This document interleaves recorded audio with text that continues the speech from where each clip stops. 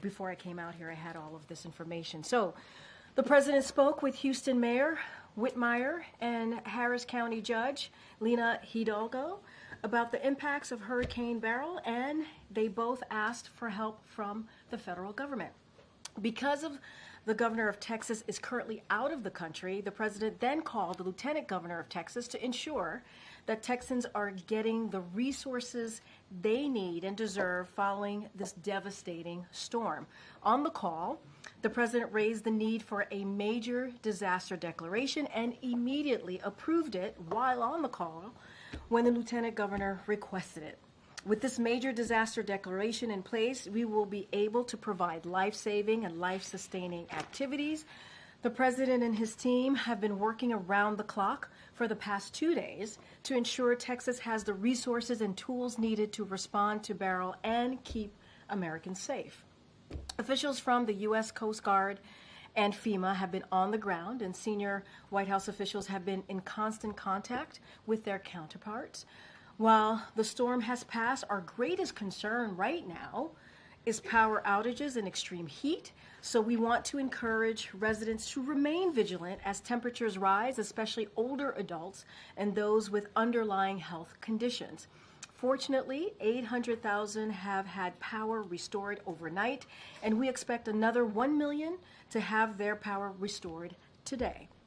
The federal government has also offered generators to help reduce the impact of the power outages. The president continues to take decisive action to help the people of Texas recover, and he looks forward to working with the state to get more critical resources to the people that need them. I also want to share one additional scheduling item with all of you as well at the top. In addition to many NATO meetings we announced yesterday, on Thursday afternoon, President Biden will meet with President Zelensky of Ukraine to discuss our unwavering support for Ukraine as it continues to defend itself from Russian aggression. That meeting will be at 1:30 p.m. at the Convention Center, which, as you all know, is where the NATO sessions are being held, and it will take place just before the NATO-Ukraine Council meeting. This will be the third meeting between both presidents in recent weeks following their sit-down in France and also a sit-down at the G7 in Italy, and it will further demonstrate the strength of the partnership between our countries. And finally, just a personal note here, I want to say a few words about Sam Michel here, who served as acting deputy press secretary for a good part of this year. We are sad that today is indeed his last day, but we are so grateful for his service, and he has been an incredible colleague. We were lucky to have him on our team, on our press team. His sharpness, his ability to stay calm under pressure, and his strategic thinking has been a real asset to us all. Sam, you will be greatly missed. Thank you so much for being on the team and stepping in when we really needed you. Okay. All right. Sung Ming. Thank you. I just wanted to get a clarification on the letter that was sent last night. Sure, absolutely. From Dr. O'Connor. And you can correct me if I'm wrong, but it didn't seem to explicitly describe the nature of Dr. Kennard's meeting with Dr. O'Connor. So can you say whether that one meeting was related to care for the president himself? I can say that it was not. It was not. Okay, great. And can I just ask why that information that was released last night just wasn't said at the briefing yesterday? Well, no. Actually, a lot of what is in the letter was said at the briefing, to be very, very clear. I said many of the things that were laid out in the letter was actually repeated right here behind this lectern at this podium yesterday. It was what said that. Hold on. I said many of the things, and we got clarification, obviously, from Dr. O'Connor, but it was in line with what I said. When I said only 3, right? I said only 3 visits that this particular doctor had. I said a neurologist. What I was not able to confirm is the name, and the reason why is because we do not share private information. That is something that we respect, and we wanted to make sure that we protected our consultants here that work with the White House Medical Unit, their security as well. And so that is the one thing that I was not able to confirm. Obviously, Dr. O'Connor's letter confirms that, but we had to get permission from Dr. Kennard and also the president in order to put that information. And it is not normal, and that also states that in Dr. O'Connor. But many of the things that I said right here at this podium is in the letter. And can I just also ask a little, this is the second time in less than a week where the briefing had prompted a need for later clarification on questions about the president's health. And I'm just wondering if you could speak to... So I disagree. I disagree, Sungming. It's not. Yesterday, a lot of the things that I said right here in this briefing room, I know you were not in the briefing room, it's in the letter. It was in the letter. It was being incorrectly assumed and insinuated that the president had seen Dr. Kennard more than 3 times. I said that it was only 3 times that the president had seen a neurologist. I didn't confirm the name, but I did say it was only 3 times. It was being incorrectly assumed and insinuated that the president was being treated for Parkinson's. I said right here that the president was not being treated for Parkinson's. I actually went a step further and said he wasn't taking medication for Parkinson's. I said that right here. It was also being assumed and insinuated that Dr. Kennard was someone who only worked on Parkinson's when, in fact, he's a general neurologist. That was something that Dr. O'Connor was actually able to confirm, that he was a general neurologist, in fact, a general neurologist. And we also wanted to we just wanted to set the record straight. And so, it is important. We believe it was important to all of you. I actually even said here at the podium, if there was more information that we could provide, we would do that.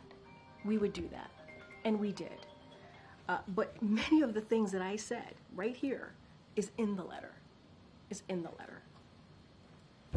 Does the president feel like he's beat back this effort to force him to step aside? Look, you heard the president yesterday when he called into Morning Joe, did about 18 minutes of Q&A yesterday morning. He spoke very, very, I think, forcefully, passionately about where he stands, about how he sees things moving forward. And we also have said many times, we respect members of Congress, we respect their view, but I also want to say there's a long list of congressional members who have been very clear and in support of this president, whether it's the CBC, who gave a full support, the Congressional Black Caucus, for folks who are watching and are not sure what CBC is. They were very much supportive. They said, we think that, this is Representative Joyce Beatty, to be clear, we think that the call went extremely well. The president was very responsive. Representative Troy Carter, who's also a member of the CBC, he was elated to hear directly from the president and that he is all in, and we are all in with him. You got a Congressional Hispanic Caucus. They put out a statement in full support of this president, and there are others. And so, look, he is going to focus on continuing to work on behalf of the American people, continuing to build on an unprecedented record that he's been able to get done with many of these congressional members that he's proud to have worked with. But that's his focus right now. That's his focus. He's still talking to more people, more. He's going to continue to engage, as you saw him in Pennsylvania when he was when he was in the Commonwealth on the road. He had two of the senators, 2 of the congressional members with him, the House members with him. He's going to be traveling later in the week. He's going to be engaging. I mentioned yesterday his robust schedule for the next 2 weeks. When he's in state, he certainly would continue to engage. I don't have a list of additional calls to read out, but he did CBC last night, Congressional Black Caucus, and he's going to continue to engage as he has been. Go ahead, Mary. To follow on that, if the president has made clear he's done talking about the debate, it is time to move on. Yeah. But some of his allies have made clear they're very much still in this wait-and-see mode. I mean, Senator Patty Murray saying he must do more to demonstrate he can campaign strong enough to beat Trump. Senator Durbin saying he's concerned whether this is just a one-off or a larger issue. So I guess, how worried is the president that despite his best efforts, he's not going to be able to close the book on these concerns? And Mary, I appreciate the question, but as you know, there are hundreds of members in Congress, hundreds. And I laid out a list of folks who have supported him. We've heard from Senator Coons, we've heard from Senator Fetterman. There's support there as well for him. And so we just want to make sure that we put that out there as well. The party united behind him, right? Absolutely. And look, Representative Gregory Meeks said, coming out of the Congressional Democrats meeting, said that they're united. And you just saw the Dem Caucus leadership take questions from some of your colleagues over at the Capitol. So that is important as well to note. But look, he had a bad night. We've talked about it. He understands people's concerns. We have been out there, as we have been in previous months, but out there obviously in the past 10 days, more than 10 days now, since the debate. And you see from his engagement with everyday people on the ground, you see him with congressional members who are showing their support, speaking on behalf of this president while we're on the ground in that respective state or commonwealth, being where we were in Pennsylvania on Sunday. And so we're just going to continue that. But look, what I can say is, look, we respect people's opinion. You just mentioned 2 senators that we were very proud working with over the past 3.5 years to get historic legislation done, and that's what we want to focus on. You're right, we do want to turn the page. You heard me say this last week. We want to get to the other side of this. We want to continue doing the work, and that's what the president's going to do. And just to be clear, does he have plans to talk with leadership against him? I don't have any calls. We don't have calls to read out or to preview. He is going to continue to engage. I just don't have anything right now to share at this moment. He talked to CBC, again, the Congressional Black Caucus members yesterday. They had a very, very good call, and so he's going to continue to engage. Okay. Thanks, Karine. The White House has obviously fielded a lot of questions in recent days about the president's health, whether the White House has been forthcoming or not about that issue. And I just wondered, have the last 12 days made you reconsider any specific statements that you might have made in recent months on that issue? I appreciate the question. I really do, and the opportunity. I think there has been moments here when I have said, and especially in the gaggle, I think, and actually yesterday, if I have, said, misled in something that I've said or haven't had the full information, I actually own up to that. And I actually say, I will do my best to get you the information. Hence the letter for Dr. O'Connor, right? And so I will, I've always said, I've always been committed to doing the best I can to give you the information that we have. That is a commitment from the team. It has been an unprecedented time. I think you guys could admit that, right? It is an unprecedented time. And so we are meeting the moment, a new moment that has never really existed before. And so we want to make sure that we get you all the information that we have. And when we don't have it, we do try our best to provide that information. And so that is something that I'm going to continue to do. And I've always said it is an honor and a privilege to be standing in front of you every day, exercising in the freedom of the press. This is a briefing that is watched around the world because we lead in democracy, right? We lead in the freedom of the press and what that looks like. Honor and privilege, and I will continue to do my best to do just that. And we certainly understand, you speak on behalf of the president and you defend him, his actions, his positions, his policy positions included. Could I just ask you about one example, just going back, that comes to mind? September. In the past, you're talking about the last 12 days? I'm talking about recent months. No, well, you just said recently. It's been, we've been going back and forth. And so in the last 12 days or so. That's how I believe that's how you asked me the question. I was talking generally. Okay. But if I could just ask you about one example. I mean, look, if you're going to ask me about something from months ago, it probably would be fair for me to. I probably won't be able to answer that right away. Whatever it is that you're going to say to me. Come back to us. Yeah, I'm happy to do that. But it's also to say, hey, from September of whenever year, right? That is something that I probably should give a little space to kind of see exactly what you're speaking of. Okay, and that's fine if that ends up being I just want to make your sure that response. we Sure. kind of give some context here. Yeah. And you'll remember this. This was an event where the president called out Congresswoman Jackie Walorski, looked for her in the room even though she had recently died. You told multiple reporters at the time, and this was asked in multiple different ways. She was top of mind. Right. Yep. It was because she was top of mind for the president. I mean, would you, on that example, would you offer a different explanation? I would not, because honestly, I spoke to the president right before coming out that day, and that is what the president told me. It's not something that came from me. That is something that came from the president. So he was saying, even as he was looking for her in the moment, it wasn't a She was top of mind. Okay. That is coming, as you just said in your question. I speak for the president. I speak on behalf of him, that was coming from him, and I was delivering directly from the president what he was thinking at the time. Great. A very different kind of example, and this is more recent. Sure.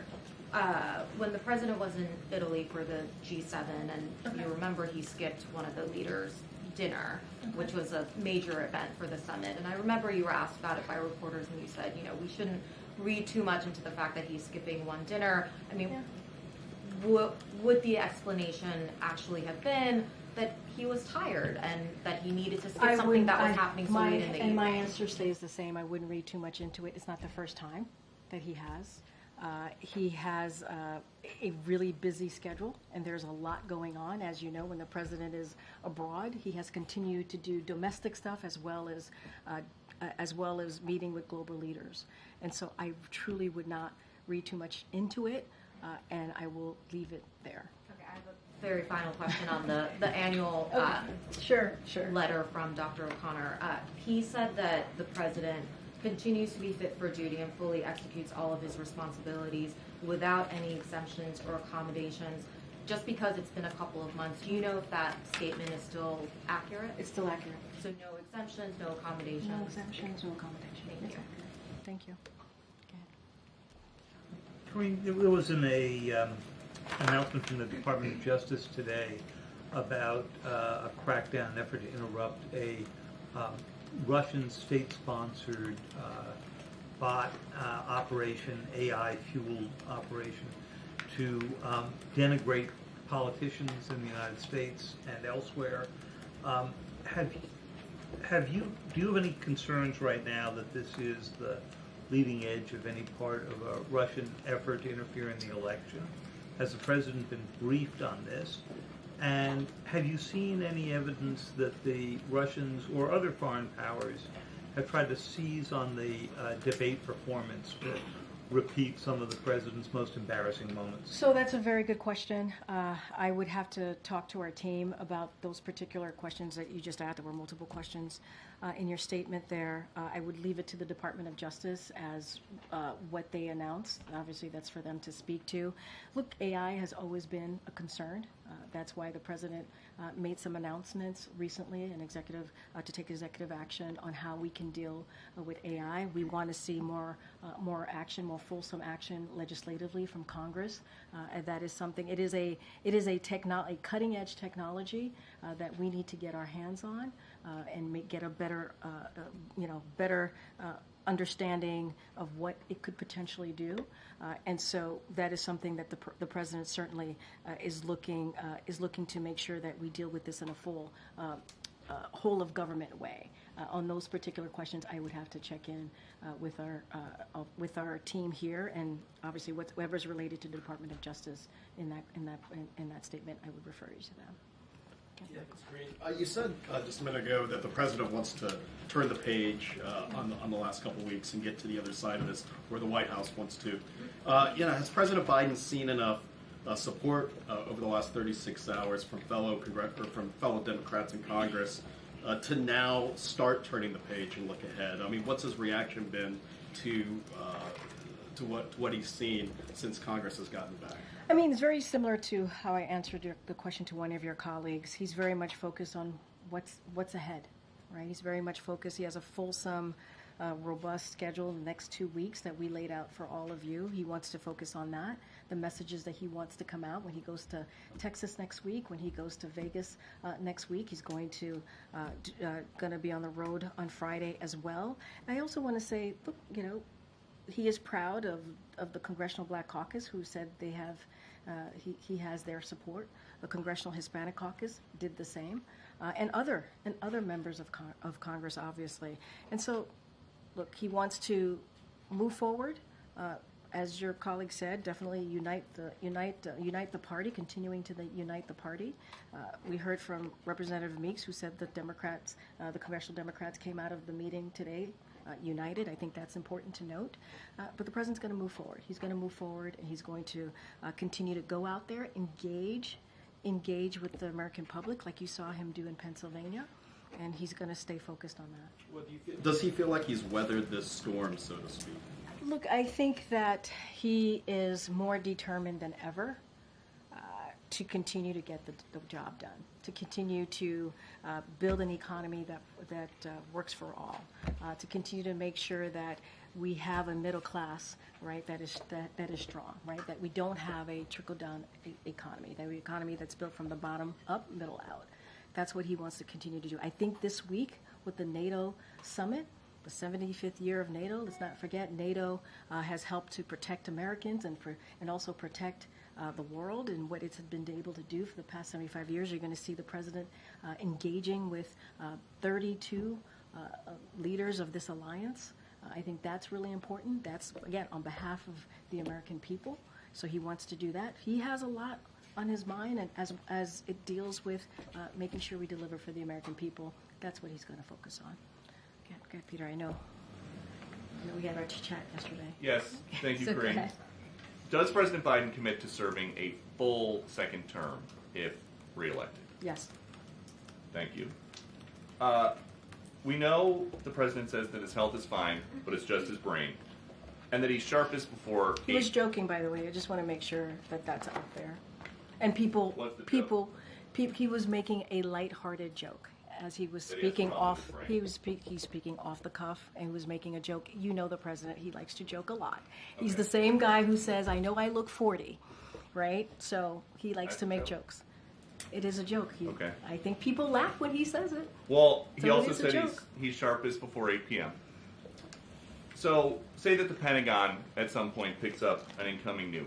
It's 11 p.m. Who do you call? The First Lady?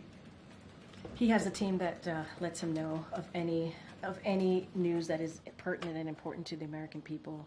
He has someone that is decided, obviously, with his National Security Council on who gets to tell him that news. So, Kevin McCarthy just said that when he was the speaker, many times when we had meetings in the Oval Office, Jill was there as well.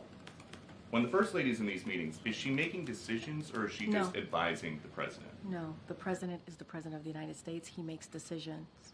Okay. Another family member. President Biden has told me before he and his son don't have any business dealings together. So what is Hunter Biden doing in White House meetings? Are you talking about the meeting where they came together from Camp David and the two of them walked to the president's meeting and he was there? There's a report that aides were struck by his presence during their discussions.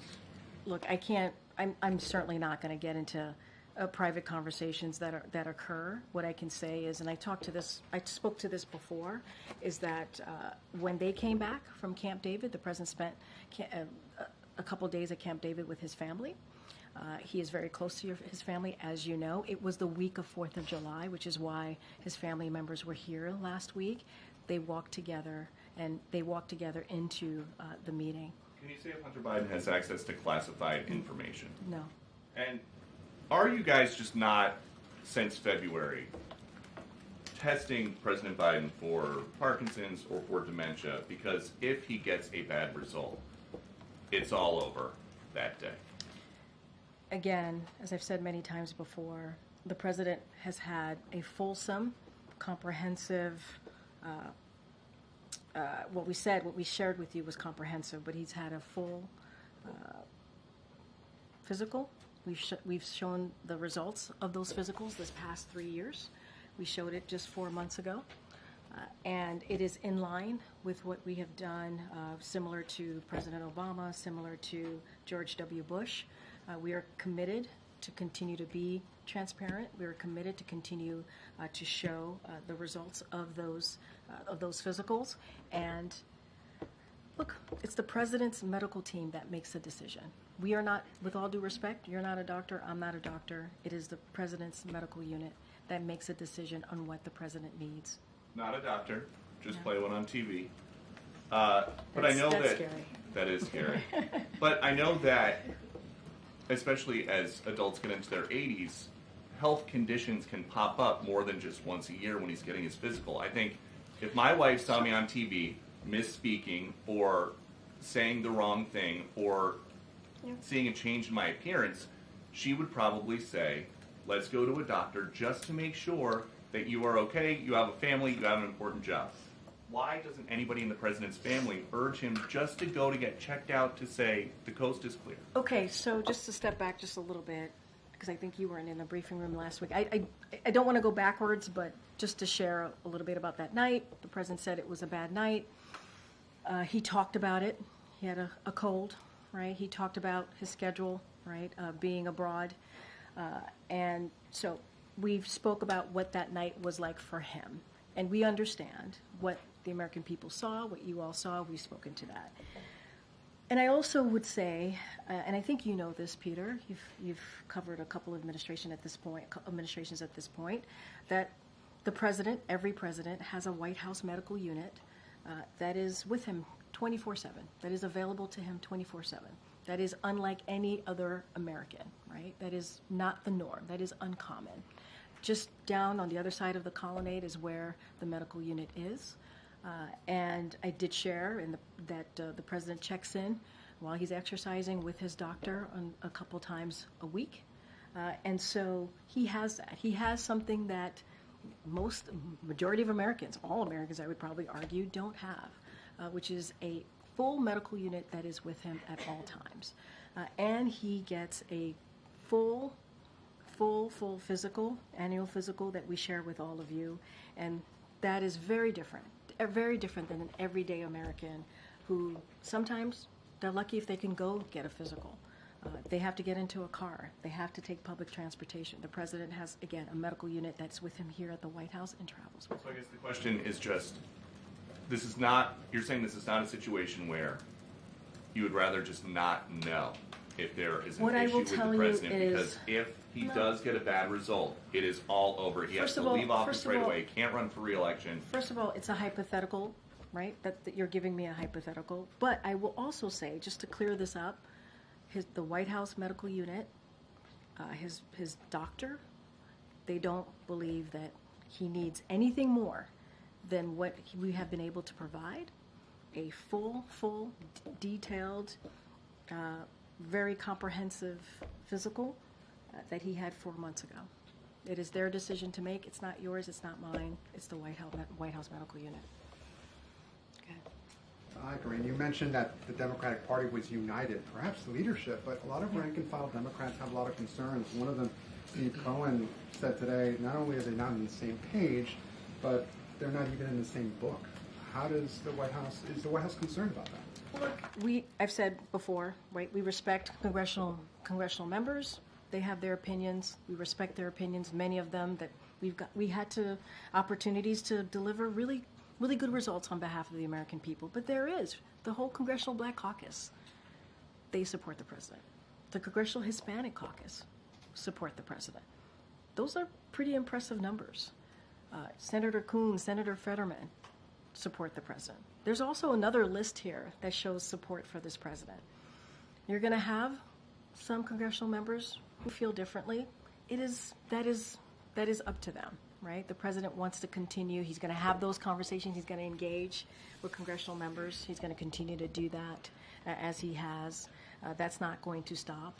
Obviously, the campaign is doing their work. We're continuing our engagement with congressional members as we do pretty much all the time on whatever issue we want to work with them on. So that's not going to change. You heard from AOC, the Congresswoman from New York. She said the matter is closed, and I support him. Right? You heard from Maxwell Frost, who was on CNN today, was very supportive on CNN. So you do have others out there, just today or yesterday, giving support to the president. I can't, you're mentioning one person, but there are others as well. Yeah. On a separate topic slightly, Cedric Richmond this morning, he said that the debate stage was words, the debate stage was performance. I would say look at actions and accomplishments. The president's allies have made some version of that argument to not pay attention to what he said on stage, but what his accomplishments are. But when you're the president of the United States, don't words matter? So, when you're the president of the United States, I think any leader, right, especially including a former president, your words do matter. You're 100% correct. The president has owned up to that night. He said it was a bad night. He said this. He said this many times. He's even said he screwed up.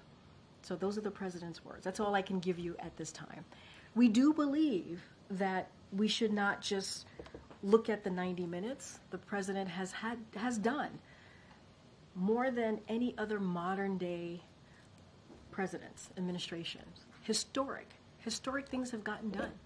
When I was watching the Democratic caucus, they talked about $35 insulin, right? Capping that. When you think about seniors who are paying hundreds and hundreds of dollars, we were able to get that done because of a very important piece of legislation that we moved through, right? And only Democrats made that happen. That's also because of the leadership of this president. And that's just one. That's a bipartisan infrastructure legislation. There's the CHIPS and Science Act. There's the PACT Act for our veterans. I mean, there are things that he's been able to do that elected officials, presidents before him have been trying to do and could not get done, beating Big Pharma. So there is a long list of impressive things that this president has been able to get done, getting us out of the pandemic, that we do believe is important to note here as well as an accomplishment of this presidency. Another question that I don't think has been asked, correct me if it has. The White House and also the campaign has said that he had a cold that night. He then went to a watch party afterwards, which you have brought up. I was at that watch party. If he did have a cold, why then push him to another event where he spent some 45 minutes along the rope line? I mean, and not just and I would add to that, it wasn't just a watch party. We landed at 2 a.m. in the morning in North Carolina. He greeted hundreds of North Carolinians in North Carolina. He woke up the next day in North Carolina, gave a speech in front of thousands of North Carolinians. No. I'm just trying to lay. You gave me an opportunity, and I'm just using that opportunity, obviously, to lay out what the president did in those 2.5 days. Look, one of the reasons that we shared that he had a cold is because during the debate in real time, everybody heard his hoarse voice, and folks asked, and we were able to confirm right away that he had a cold, and that he was also tested negative for COVID. So we were able to share that in real time. So just also want to share that. Look, he pushed forward, right? Many of us have colds, and we still push forward. He's the president of the United States. He understands how important it is to continue to get up every morning, regardless of how you feel, right, to get things done. That's how this president is. I'm sure that's how many presidents before him were as well, when it comes to really not letting a cold get you down. And I think that's also why he pushed forward in the debate also on that night. So, look, he pushed forward, tried to get things done, wanted to make sure that he had an opportunity. People who watched him do a debate, who were waiting for him, people at 2 o'clock in the morning in North Carolina who were waiting for him, he wanted to make sure that he engaged with Americans. And finally, Karine, this morning House Speaker Mike Johnson said, as he has before, that Democrats have been covering up the president's mental acuity for years. How do you respond to that, and has the White House misled Americans? So I'll say this. Americans out there, folks who are watching, who are not normally in the day-to-day of what's happening in this world, there is a comprehensive full comprehensive medical report on the website, whitehouse.gov. I would encourage them to take a look. Read that report, and they can also read for themselves what his specialist, a group of specialists coming out of the medical unit decided on, what they examined, what they saw, what they reported on. I think that matters as well. It is a group of them that come together when it comes to doing their physical. It is extensive physical. And so there is something there for them. It's transparent, it's out there, it's for them to read, it's for the American, not just for you, for the American people to take a look. And I think that's important to note as well, and that's what I would share with them. Okay, and I'll come to you, Ed, in a second. Thanks, Karine. The president said yesterday in his letter, in his interview, that he talked to a wide range of voters. He overwhelmingly heard from people that they wanted him to stay in the race. Our polling shows that 76% of Democrats think he is too old to run this year. How is he coming to this conclusion? Are you sure that a handful of events is giving him a representative view of swing state voters? So look, that has been, you all have asked me about polling and his age for, I feel like a year now. It's come up many, many times. And, I'm not going to speak to polls. It's not something I'm going to do from here. I'm just going to let the experts, the pundits, and all of you. No, wait. I was about to answer your question. Just give me a second. Look, for the past 3.5 years, the president has been out there talking to voters. And if you think about, what he was referring to when he went to Atlanta right after the watch party, he literally did a rope line. Some of your colleagues were there. Some of your colleagues spoke to some of the folks who were there and heard from them directly. He heard from folks at the rope line. I mean, these are everyday, engaging with everyday people. That's what he did. Landed at 2 a.m. in the morning in North Carolina, hundreds of people there. He did a rope line, engaged with everyday people. The next day, thousands of people were at the North Carolina event, and you heard chants, "Let's go, Joe. We love you, Joe." I mean, that's something that you feel, right? That's something that you feel out there, and that's what he feels out there. The next day, he went to New York, and he was able to speak to some supporters there, and then went to New Jersey. So it is a continuation.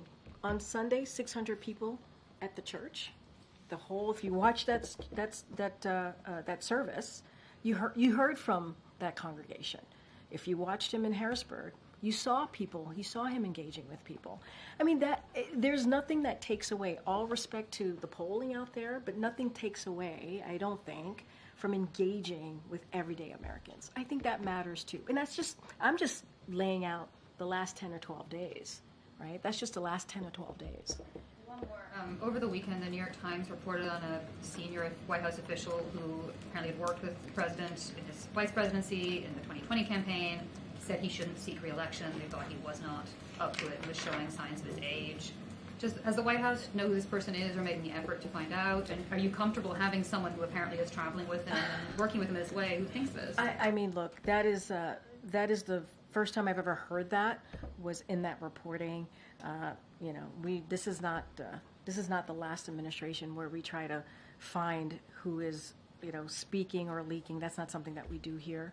Everybody has their opinion, but that is the first time I've ever heard anything like that. I've never heard anyone speak in that way from here. Get it. To follow up on something you were saying, Gabe, about congressional outreach, has the president spoken to, does he plan to speak with any of those that have publicly called for him to go? Look, I don't have a list of people that the president's going to call. He's going to engage with congressional members. That's something that he's going to do. I can say, I'm sure folks here in his Office of Legislative Affairs has had regular communication with everyone. I just don't have a list of who he's going to speak to. But the president is always willing to speak to people who agree with him and don't agree with him. You know that about him. If you've covered him, he's very much that type of president. I just don't want to get ahead of his decision on who he's going to call and how that's going to look. One thing I don't think we've gotten public clarification about yet. In the interview Friday night, he was asked, did you watch the debate? And he said, I don't think I did. No. Did he watch the full debate, or what of it has he watched? That's a good question. Never followed up with him, and I meant to. I have not asked him that question. I was there in the room when he was being asked that question. I just never followed up. That is something that, we could follow up with him on. I have not. Okay. I'm sure he's seen clips. I just haven't asked him that full question. One other thing that's come up. It's getting round-the-clock coverage, right? From all of you. One other thing that's come up in the last little bit, the Director of National Intelligence, Avril Haines, I don't know if you've seen this, issued a statement a little while ago saying in part, in recent weeks, Iranian government actors have sought to opportunistically take advantage of ongoing protests regarding the war in Gaza, using a playbook we've seen other actors use over the years. We've observed actors tied to Iran's government posing as activists online, seeking to encourage protests and even providing financial support to protesters.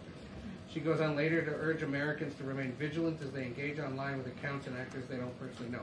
But that's a pretty big charge to make, that Iran may be trying to influence these protests in the streets of the United States. So yes, I know what you're speaking of, what the DNI warned about. Obviously, for any specifics, I would have to refer you back to Director Haines and her statement. But broadly speaking here, just bear with me for a second, Iran is seeking to opportunistically take advantage of protest. So I want to echo the DNI's remarks today.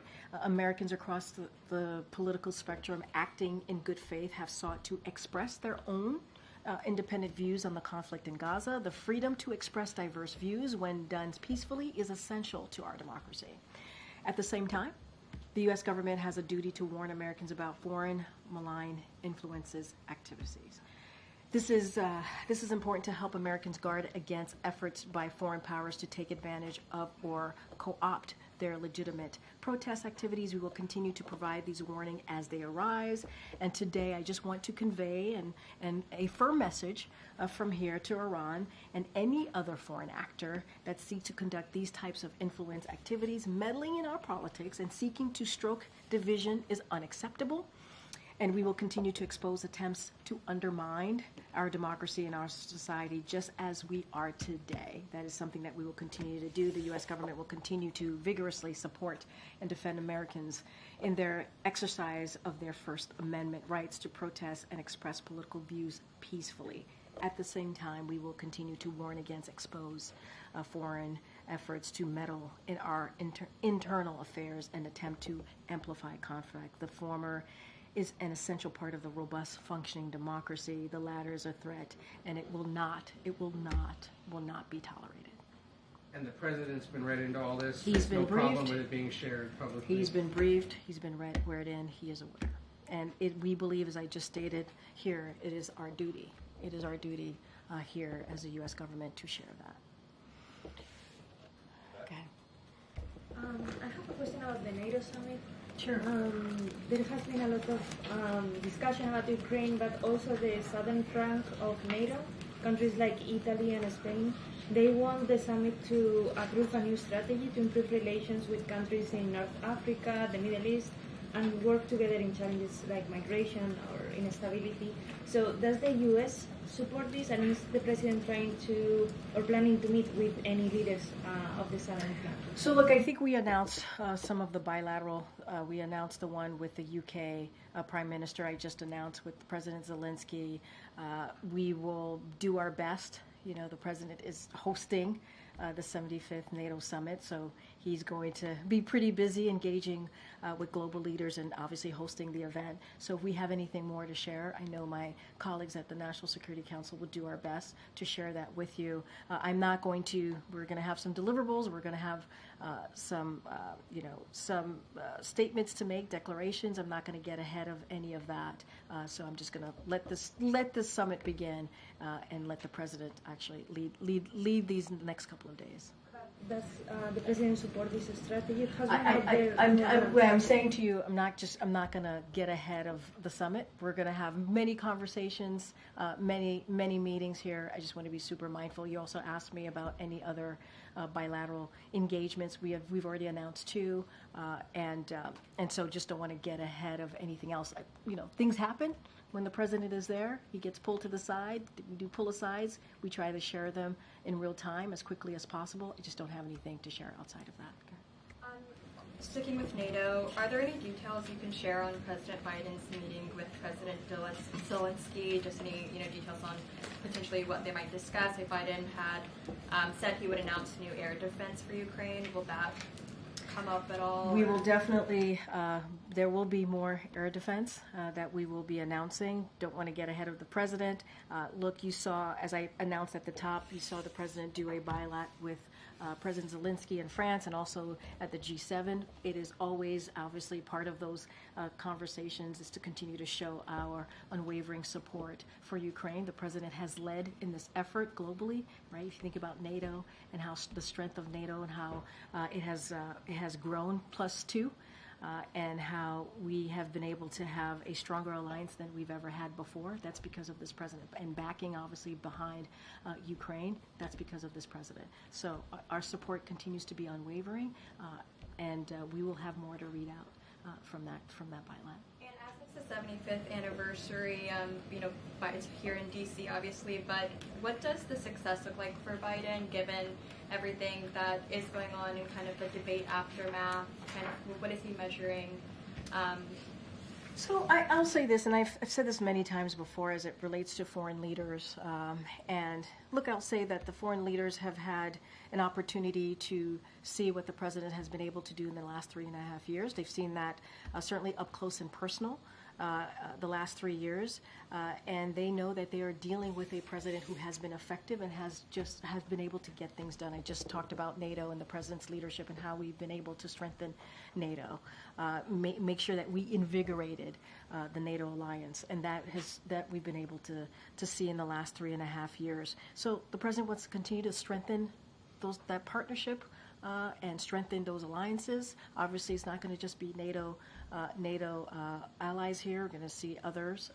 For example, Japan will be here on Thursdays, and other heads of states. I believe there's going to be 38 heads of states that will be here, and so we want to continue to strengthen those relationships, and that's what the president wants to see. It is an important year, the 75th anniversary, and I think all of the work that the president has been able to do will be on full display.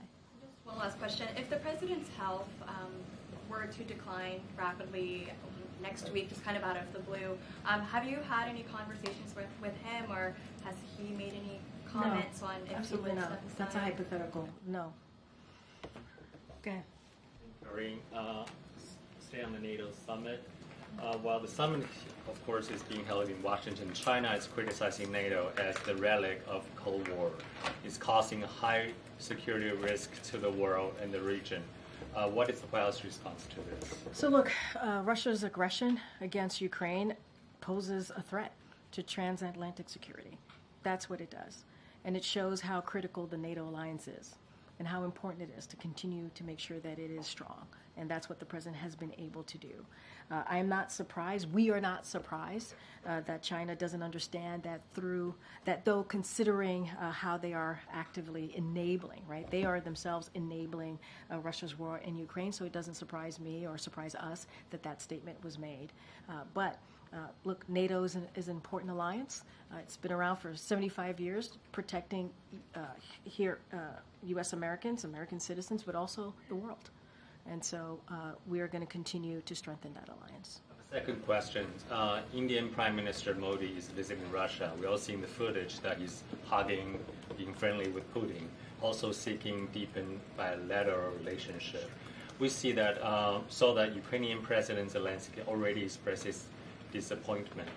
Is the United States concerning that India, as a U.S. ally, might be actually adding Russia either unintentionally or intentionally? I believe my NSC colleagues have spoken to this. I'll just add that and just reiterate that India is a strategic partner with whom we engage in full and frank dialogue, including their relationship with Russia. And we've talked about this before. So we think it's critical that all countries, including India, support efforts to realize an enduring and just peace when it comes to Ukraine. It is important for all our allies to realize this. And so we also believe India's longstanding relationship with Russia gives it the ability to urge the President Putin, to end his brutal war, an unprovoked war in Ukraine. It is for President Putin to end. President Putin started the war, and President Putin can end the war. Okay. Thank you, Karine. A couple questions on unrelated subjects. First, there's been some reporting by my colleagues in the British press that His Majesty King Charles would like to visit his grandchildren in California and could do so in conjunction with a state visit. Has there been any discussion, or will there be any discussion between President Biden and Prime Minister Starmer about such a visit? So I don't have anything to share. That is something, obviously, that the State Department and NSC would certainly engage on if that were to be the case. As you know, the new Prime Minister will be here for the NATO alliance. I just mentioned that there will be a bilat between President Biden and the new Prime Minister, so the President looks forward to that. An upcoming visit that involves the King Charles. I don't have anything to share at this time. Okay, next question. The President yesterday on Morning Joe said he wanted to make sure that the average voter out there still wants Joe Biden to be running for president. And you've rattled off a long list of campaigning engagements that he's had over the last 10 or so days since the debate. Those engagements, whenever the president travels, whether it's part of the campaign or official travel, there are advance teams. People who get near him are screened either by the Secret Service or the campaign or both. So how are these groups of people he's meeting with supporters of his? They are supporters. They get to these official events, these official campaign events. They are known to be supporters of the campaign. They self-select by coming to his events. How are groups of people that come to his events, make the time out of their day to do that, and are vetted by the campaign and allowed into these events, representative of the average voter? And I have one more. So look, I'm going to be really careful because you're asking me a political question. You would have to talk to the campaign on how the process works, right? No, wait. Give me a second. On how that process works and who's at these campaign events. So I just want to make that clear because I have to say that from here and make that clear. I would remind you that 14 million people, this is something that I can talk about, voted for the president in the primary. That's 87% of the vote. That matters. Those numbers matter. So that is kind of a reality, a data point that matters as well. And so I'll just leave it there. But I think it does matter. I hear the question that you're asking. He's still engaging with everyday people. He's still hearing directly from them. They're still sharing information, sharing how they feel, sharing how they see the future of his presidency, and I think that matters as well. As far as who's in the room, how that comes together, who's in front of him, you would have to speak to the campaign about that. Last thing, you've described his engagements with Dr. O'Connor on a regular basis as check-ins. That's what you've described him having after the debate, a check-in versus an exam. Can you elaborate on what the difference is between a check-in and an exam? At these check-ins, does Dr. O'Connor or another staff member take the president's vitals or anything like that? So I've talked about this on Friday. They're verbal check-ins with the president. They check in. As the president's exercising, that's usually how this happens. And they're not a medical exam. I said this already. I've cleared that up. It's not a physical. It is a verbal check-in that the president does multiple times with his doctor. It's normally as he's working out. Does anyone from the medical unit take the president's vitals on a regular basis? What I can tell you is he gets regular check-ins. He does regular check-ins a couple times a week with Dr. O'Connor, and that is for his doctor to decide on. That is not something that I can speak to from here. Go ahead, Karen.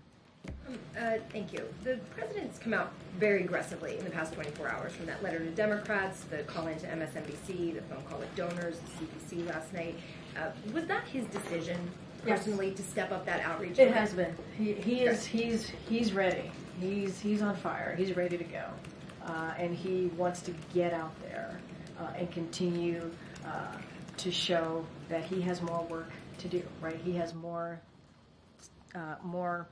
important issues for the American people to get done, and so he wants to get out there. He's always has, though. I mean, the last 2.5 years, 3 years, 3.5 years, he looks forward to getting out there, speaking directly to the American people.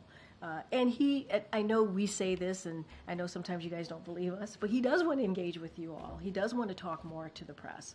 And so now we're certainly going to continue to create opportunities to do that. He's done interviews 47 times in this year alone, and we're going to continue to create opportunities to do this. We're going to get out there so he can engage with the American people more directly. So we're going to continue to do that. But in terms of, especially in the last 24 hours, that type of outreach to ease concerns among Democrats about his campaign continuing, was there something specific that he heard or read that prompted this, would seem more like a flurry over the last 24 hours, that didn't happen last week? We really saw him doing more. I get it. No, I get the question. Look, I wouldn't say there's anything specific. This is something that he wanted to do.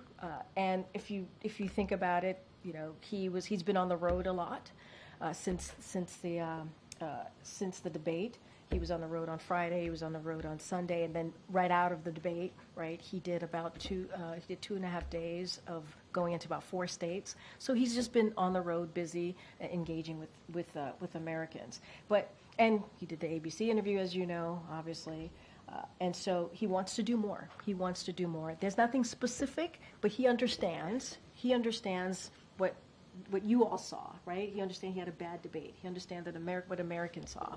So he wants to go out there and continue to prove to all of you that he can continue to do the work and the feel job. that outreach is working to ease those concerns after the bad debate? I mean, look, I think he's, this is kind of the questions that I got from other colleagues. He's hearing directly from the American people, and I think that matters. I think him being out there and Americans seeing him directly, being able to touch him and ask him questions and see him face to face, I think that matters. And so, look, we're going to continue to move forward and do what we have to do. All right, I think I can take one more. Go ahead, Aria.